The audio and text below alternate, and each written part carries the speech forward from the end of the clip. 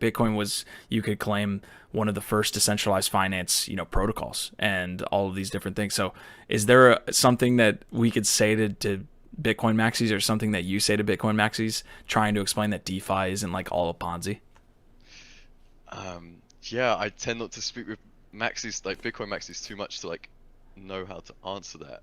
Um, yeah, I think probably like I have a lot of time for Bitcoin, still do, but yeah, I think what we're seeing is just such a massive extension of what Bitcoin was capable of doing.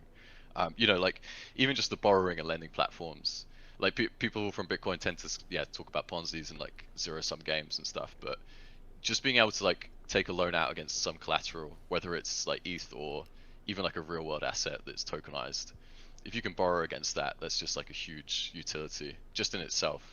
Um, 2020, I was borrowing against ETH using liquidity and like not having any interest to pay, just like a one-off fee, and then I was able to like buy stuff in the real world while not having to sell my ETH, um, which at the time was like $300. So Mm-hmm. so by borrowing against it, you can have that upside without having to sell, and still have like the fiat money that you might want to use. Gotcha. So that's like one obvious utility, yeah. How do you look at risk in the DeFi space? Like, I know there's an obvious risk to doing what you were doing and having ETH maybe fall in value as opposed to like continue in value, and you're able to like kind of claim your ETH back.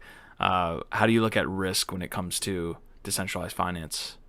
Um, I tend to just zoom out really, really far. So I'm kind of like a lot of my mates just take the piss because I have like a 10-year time horizon with all this stuff, and I think the risk essentially goes away with something like ETH if you look at it from a 10-year perspective.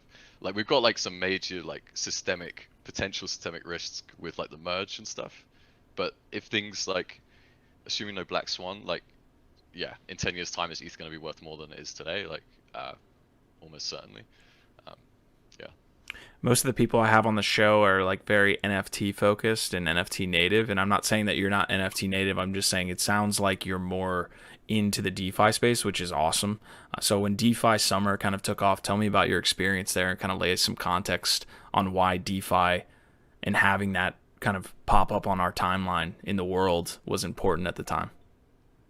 Yeah, um, DeFi, like for me anyway, DeFi kicked off with Compound. I don't know if you remember Yep. Compound with their yield farming. Like that was like a sudden like it became obvious there was going to be like liquidity wars. There were going to be people like fighting over like what was pool two stuff. So like all they were kind of zero sum. They were kind of circular, but there was like a real like demand to try and fight over that. So yeah, I mean, I was messing around with Compound and Wi-Fi and YAM and all those kind of protocols that came out, and synthetics and everything, obviously. So like, yeah, had a lot of experience with that, aping into stuff at a contract level and all that kind of good nonsense that was going on back then. And then when DeFi Summer ended, I kind of have had my head down buildings throughout the whole of 2021, and then into 2022 as well. So uh, at the same time, also like big on NFTs and like getting involved in drops.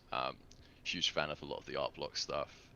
Um, I love like what Gen Art is doing as well. Like tons of PFP projects, but I've taken my foot off the gas a lot with as I'm sure many people have now that we're going into a bit more of a sideways market, um, focusing back on building. Yeah, was that your experience at the end of DeFi Summer? Because again, most of the people watching this are going to be like NFT focused, so they're kind of experiencing maybe a little bit of a downtrend when it comes to like the hype cycle that we saw maybe last summer and fall. Is that kind of the same cycle that you saw happen in DeFi? Are they experiencing the same thing, or was it like way more massive for someone that is new to the space?